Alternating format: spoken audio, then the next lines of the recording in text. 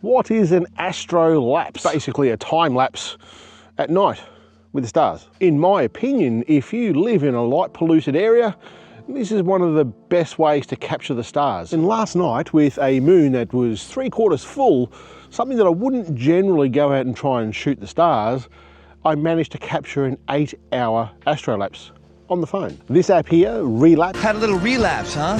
It's from the guys over at Reflex. They've done something that's kind of cool. I'm gonna lie to you though, it's got some issues. Let's talk about it. This is the app. You've probably seen other tutorials on this app, and it does do time lapses pretty well. And I think when it comes to photography, you've got a lot of genres of photography. And what we do here on this channel, Astro, it's a pretty small niche. And when you look at time lapses, it's even smaller. So I'm not sure how popular this app's gonna be, but for doing what we're doing here tonight, it does it pretty well. If you've used any of the Reflex apps before, you are going to be familiar with the layout of this. It's pretty intuitive the way that it works. Up the top here, you've got the capture and the output. So you're going to see there how long it's going to take a photo for, or how long it's going to take the time lapse, and the output there is how long the final video is going to be.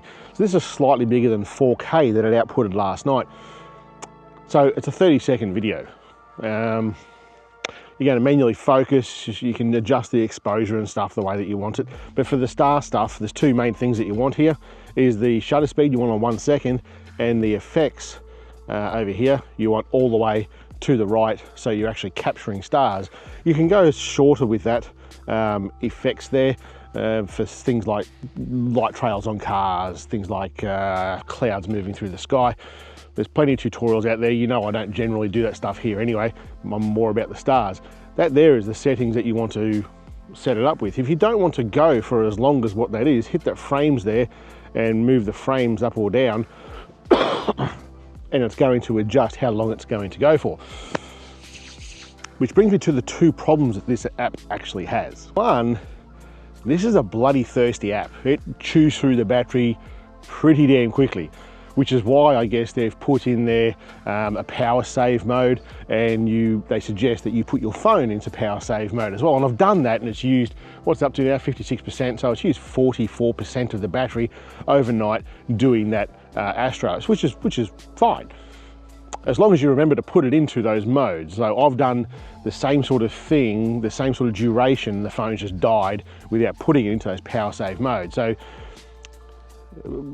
using this app for doing this straight off the bat, if you don't know those things, you're going to be pretty bloody disappointed in the morning, trust me. Which gets us to the second point, the second downside of this app.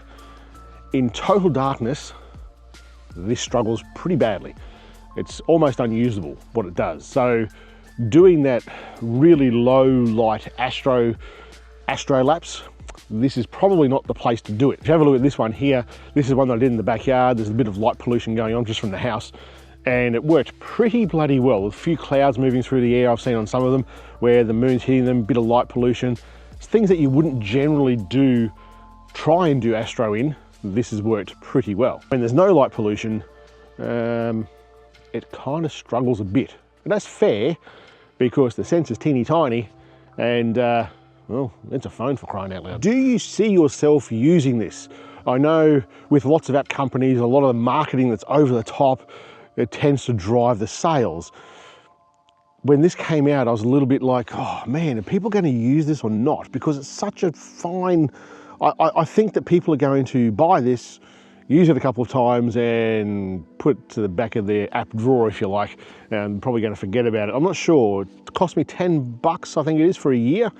We'll see. I use time lapses a bit in my videos, so I've got kind of a need to use this, but I'm not sure if you do. Let me know in the comments. You're probably going to ask in the comments, I know some of you will, this is an ST28 magnetic phone holder from Ulanzi. Sorry, Scott Baker, there's no wind, it's not going to fall off, don't stress, man. And this one here is a Freewell tripod. I'll link both of them down in the description there, because I know someone is going to ask. Anyway, that's it for today, guys. I'll catch you later.